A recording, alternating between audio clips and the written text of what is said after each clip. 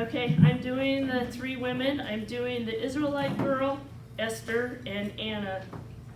So the Israelite girl, she was very young when she got captured. She could have been as young as Stevie when they first got her, but she was alive between 850 to 800 BC. The place she was in was Aram, Syria.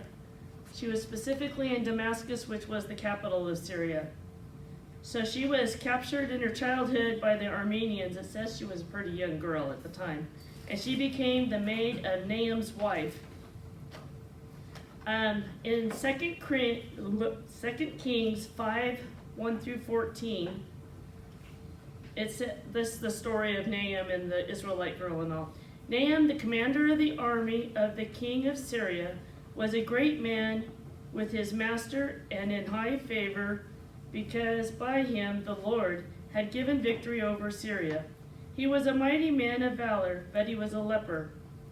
Now the Syrians on one of their raids had carried off a little girl from the land of Israel, and she worked in the service of Nahum's wife. She said to her mistress, Would that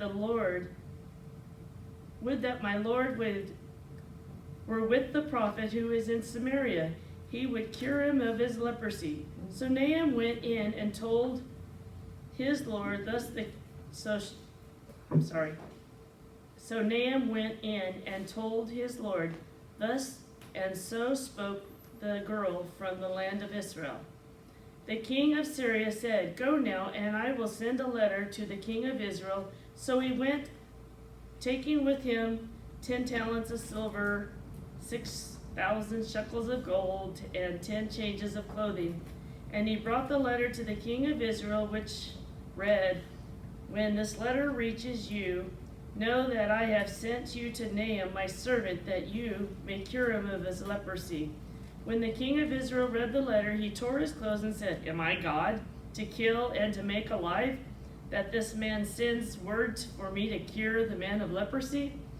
Only consider and see how he is seeking a quarrel with me.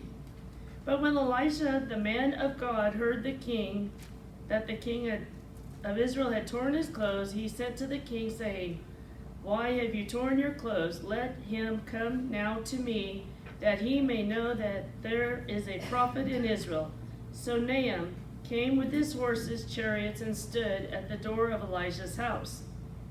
And Elisha sent a messenger to him, saying, Go and wash in Jordan 7 times, and your flesh shall be restored, and you shall be clean. But Nahum was angry and went away, saying, Behold, I thought that he would surely come out to me and stand and call upon the name of the Lord his God and wave his hand over the place and cure the leper. Are not Abana, I don't know how to pronounce these things, and Phyphar, the rivers of Damascus, better than all the waters of Israel? Could I not wash in them and be clean? So he turned and went away in rage. But his servants came near and said to him, My father, it is good. It is a great word. The prophet has spoken to you. You will not do it? Has he actually said to you, Wash and be clean? So he went down, dipped himself 7 times in the Jordan, according to the word of the man of God, and his flesh was restored like the flesh of a little child, and he was clean. So Nahum was the commander of the Syrian army, and had leprosy. And the girl said to Nahum's wife very boldly, he should go and see the prophet in Israel, in Samaria. So he got a letter from the king, like I just read and all, and went over there. And I think Nahum was upset that Elisha didn't come out and talk to him directly. So he sent his messengers to go and wash. So he got mad, but his servants talked him into it, and he finally did it and was cleansed. So God can use anyone, regardless of your status in life, to advance his purposes. Her faith and influence in God's power and ability to heal through Elijah demonstrates that God sets the stage for Nahum's healing and his eventual acknowledgement of God. In 2 Kings 5:15, he says, "Then he returned to the man of God, he and all his company, and he came out and stood before him and said, Behold, I know that there is no God in all the earth but in Israel. So accept now a present from your servant." So basically he gets healed and realizes that and acknowledges God and maybe possibly became a Christian. As an Israelite girl in a foreign land, she bridges the gap between Israel and Aram, indirectly leading Nahum, a non-Israelite, to an encounter with God.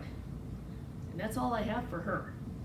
So Esther, she was around when King Artaxerxes, and I probably pronounced that wrong, was reigning, and he was reigning between 486 and 465 BC.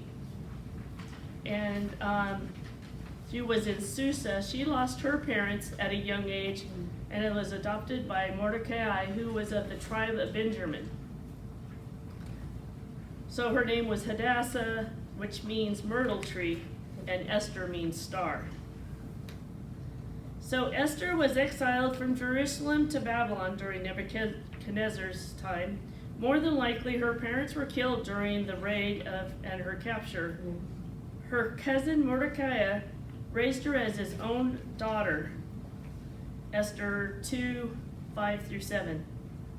Artaxerxes reigned from India to Ethiopia, which was Cush, the royal throne at the fortress of Susa. In the 3rd year of his reign, he had given a feast to all his officials and servants, that lasted 180 days. And then another 7 days he gave a feast to everybody that lived in Susa, gave them as much drinking and all that alcohol and food and stuff that they wanted. So on the 7th day, when everybody's little hearts were merry because of the alcohol, the king requested Vashti's presence to show off her beauty, but she refused. She was having a party of her own. So the king was angry, and the wise men and the people, the legal team, people that were versed in the legalities and stuff, said, we need to do something with Vashti, because then all the women are going to disrespect their husbands. So it was decided that Vashti would be banished from the kingdom, and that women are to give honor to their husbands, whether they're high or low in status and all. That is Esther 15-21. In Esther 2:1-4,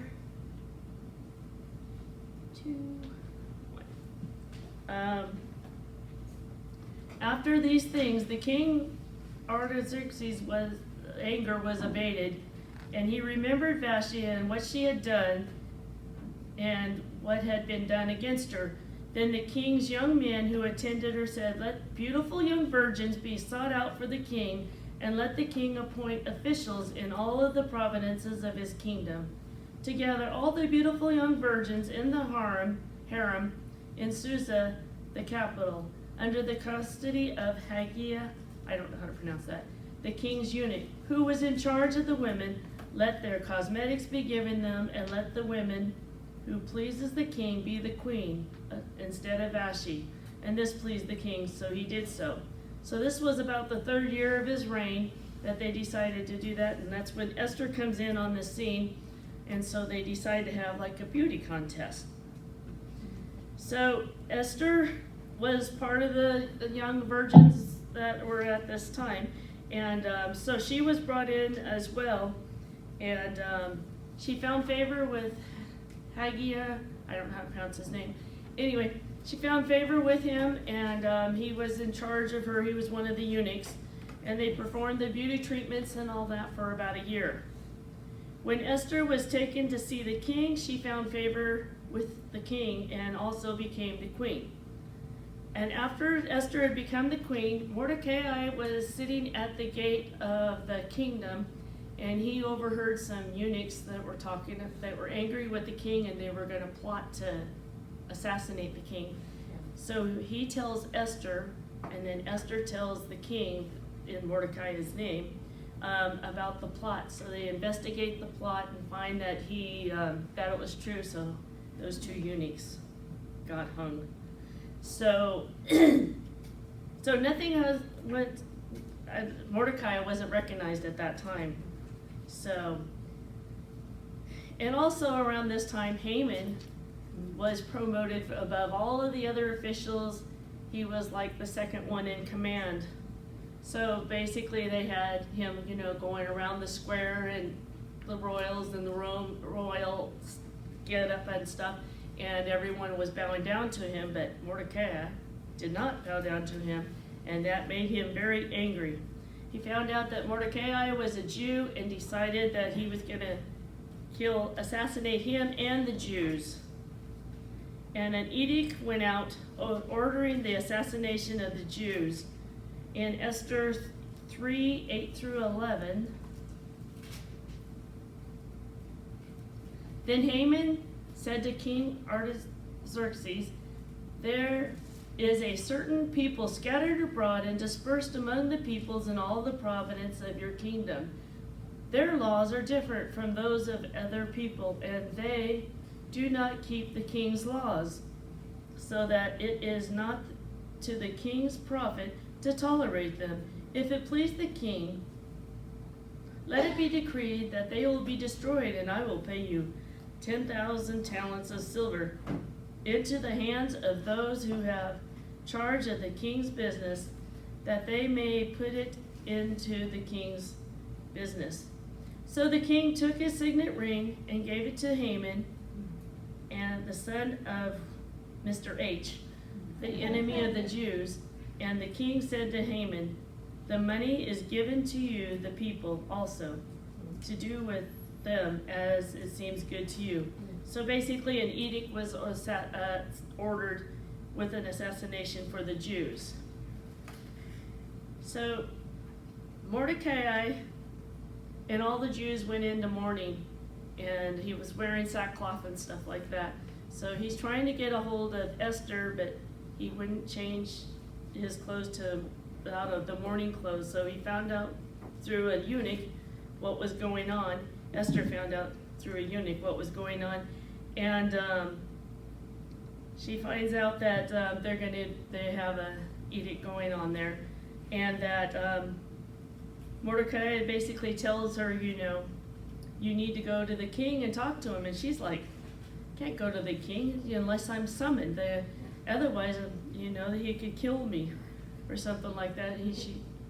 The famous quote. He says, "Well, maybe you are here for such a time as this," which was Esther 4, chapter 4, 14b, the second part of the verse. So Esther instructs Mordecai to tell the Jews to fast for 3 days, and she'll do the same, and then she'll go in and talk to the king. So Esther approaches the king and finds favor with him, and invites him and Haman over for a banquet dinner, basically for the 2 nights in a row. During this time, after the first night, the king was unable to sleep, so they read the records to him, and he hears about Mordecai and saving him from that plot, and he's like, he didn't get recognized for him. So the next morning, he talks to Haman and says, "How should I honor someone that has been a delight to me?" And Haman, of course, thinks he's talking about himself. So Haman says, "You should put on the best robes and put the crown on and go around the square and have the servants or officials say, 'This is what happens to the one that the king delights in.'" Yeah. So the king says, "Oh, do that for Mordecai." Yeah. So Haman was not too happy about it, but he did it, and he was just humiliated when he went home. So he went home, and he's complaining to his wife and the friends, and they said, "Well, why don't you just set up a gallows and get him killed and stuff like that, and have him killed on the gallows?" So he sets that up, and then he goes in for the second night for the banquet, and the king says, "So what would you like? Up to half of my kingdom, I will do whatever." And she says, basically exposes Haman's plot, that that he's trying to kill Mordecai and the Jews, and the king was angry. So the king goes out to the garden thinking about this whole process, and he comes back in, and Haman is like hanging on Esther, trying to plead for his life, and the king is like even angrier. So basically Haman got killed on the gallows that had meant for Mordecai. And then Mordecai got Haman's house and everything and became the second in command. But because the edict was signed with the signet ring and all, the king couldn't reverse it. But he gave the Jews the right to fight back and defend themselves. That's in Esther 8, 3 through 14. So in Esther 9, 1 through 10, the Jews defeated their enemies in a 2-day battle. So Purim is a 2-day celebration. So they had the 2-day battle, and then on the third day they had a feast and gave gifts and stuff like that. So to this day, Purim is a 2-day celebration. So Esther was wise and shrewd in the way that she approached the king and the two vacants in order to expose Haman's dreadful plot. She had God's favor on her when she was selected as queen, and when she approached and addressed the king to save the Jews. Anna, our last one, she was born in the 1st century. She was in the Temple of Jerusalem, the daughter of Phanuel, tribe of Asher. She was married for 7 years and became a widow, and some say that she was a widow for 84 years, and some say she's 84 years old. But if she was a widow for 84 years, that would make her 105. So they have debate over that. Anyway, Anna was a prayer warrior and a prophetess. She was devoted to the Lord and served at the temple full time. After she became a widow. She was at the temple day and night, living there, fasting and praying. So in Luke 2:36 through 38 talks about Anna. There was a prophetess Anna, the daughter of Phanuel, of the tribe of Asher. She was advanced in years, having lived with her husband 7 years from when she was a virgin, and then as a widow until she was 84. She did not depart from the temple, worshiping with fasting and prayer day and night and day. And coming up at that very hour, she began to give thanks to God and to speak to him and to all who were waiting for the redemption of Israel. So basically, when Jesus was getting dedicated at the temple, she was giving thanks for Jesus, and anyone that was around, she would tell them that he's the redemption of Israel and for the Jews. So prophetess is a female prophet. The Bible mentions 3 women in the Old Testament that were prophetesses. They were Miriam. She was when she did the whole song of deliverance when the Egyptians fell in the sea. Deborah, Judges 4 through 24, she prophesied on the battle, that there was going to be a battle and the victory. And then Huldah, Huldah, I don't know. She's in 2 Kings 22:14 through 20.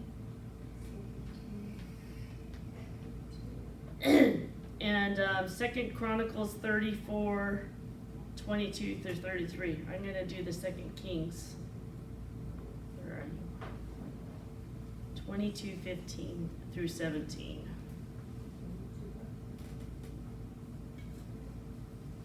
Where is that? 2 Kings 22:15 through 17.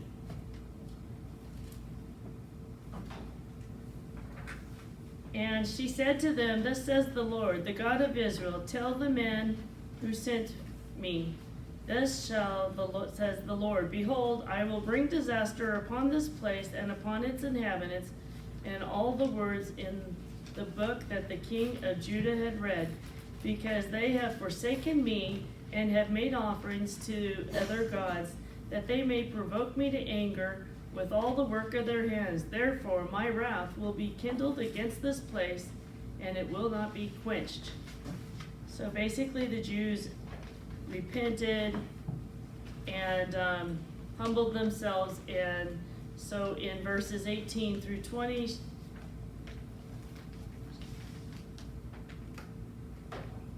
that where I'm supposed to be?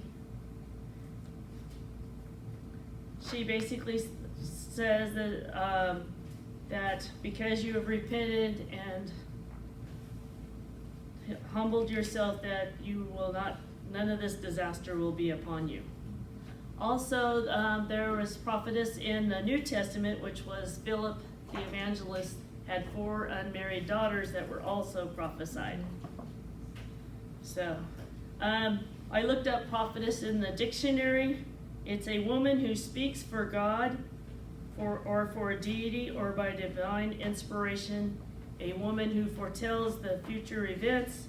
A woman who is a spokesperson for a doctrine, cause, or movement. The wife or female companion of a prophet. Strong's Concordance, a female foreteller or an inspired woman. A prophetess in the Thayer's Dictionary, a female foreteller or a inspired woman. A woman to whom future events or things hidden from others at times are revealed, either by inspiration, dreams, or visions. A female who declares or interprets oracles. There also says a discourse appearing from divine inspiration or declaring the purposes of God, whether by reproving or admonishing the wicked, or comforting the afflicted, or revealing things hidden, especially foretelling future events. And then Romans 12:6 through 8. 12:6. Having gifts that differ according to the grace given to us, let us use them. If prophecy, in proportion to our faith; if service, in our serving; the one who teaches in his teaching; the one who exhorts in his exhortation; the one who contributes in generosity; the one who leads with zeal; the one who does acts of mercy and cheerfulness. So the ministry of serving, teaching has a charisma, the results of God's grace or divine enablement to be exercised within the church. So 1 Timothy 4:14 talks about do not neglect the gift of prophecy. 1 Thessalonians 5:20 talks about do not despise prophecy. 1 Corinthians 13:2 basically goes into if I have the gift of prophecy, if I have this and that and the other, but don't have love, I am nothing. So prophecy in the Old Testament really did more on the foretelling of God's plan, a lot of foretelling of events in the future. But in the New Testament, it's more for edification, building up, and for encouraging, to inspire with courage and building up the church.